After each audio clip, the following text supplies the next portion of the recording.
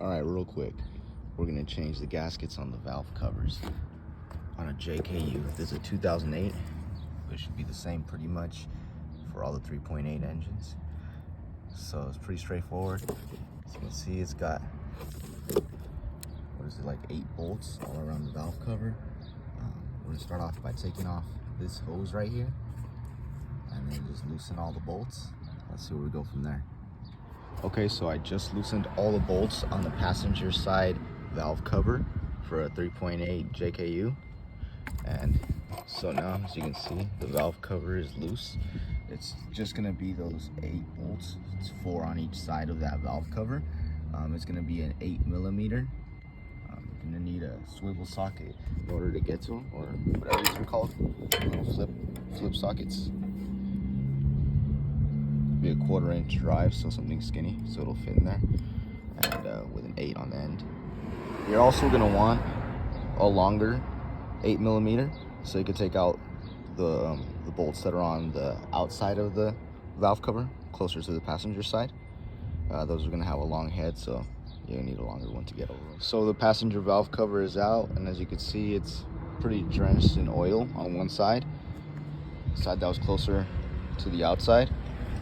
And as you can see on the mating surface for the valves, that oil shouldn't be there. See?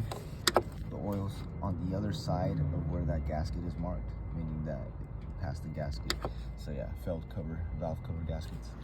Okay, now in order to take off the driver's side valve cover, we're going to take off the distributor. So it's just those 2 10mm bolts you see right there. Corner, and then it's going to be those 2 nuts right there for the bracket. So you can see them right there and right there. Those are both 13mm, and besides that, the process is pretty much exactly the same as the passenger side. So you're just going to need 2 more tools, 10mm and a 13mm. So it looks like you also have to take off this stud up here, which is also a size 13. But you're gonna need a long 13 in order to get down to it, or use a wrench to loosen it up really quick and then just get it off with your hand. And then this one and this one for the bracket that's covering the valve cover. They're also 13s, so you could use that same 13 you were using to take off these bottom ones right here, and that should uncover the valve cover, and we'll see what comes next. Okay, so I took off the bracket for the distributor, and now we're down to the valve cover.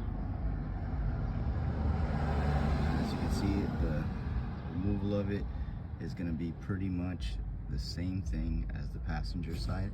So you just take off those 8mm with the long 8mm so you can get past the stud. So these guys right here, there should be 4 on each side, totaling 8. You're gonna want to use that same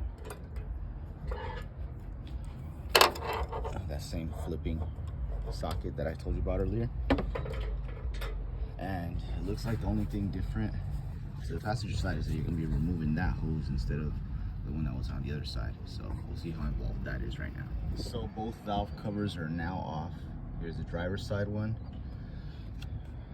Just gotta wiggle them out. It's a little tight, but they come right out. Here's the passenger side one. I went ahead and sprayed the passenger side one with a high temperature paint, since I'm already right there. And here's the driver's side one. I'm gonna do the same thing to it. It's all oiled up. Change the PCV valve right now as well. And there's the 2 valve covers, both tightened up already.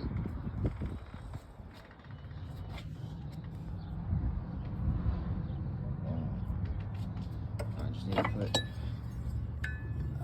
this shield, or this bracket better yet, for the distributor back over here, or the coil pack distributor deal, and it should be good to go.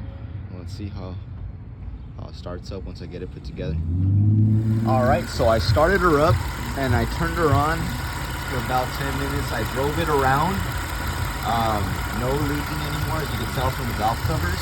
And that metallic gray really stands out on them. Engine sounding nice.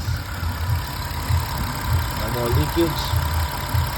And yeah, I mean, I'll put an update video after about a week of driving it, see how it goes. If you like the video, like, subscribe. If you want to see more of these videos, comment any suggestions that you may have on how I can improve the tutorials.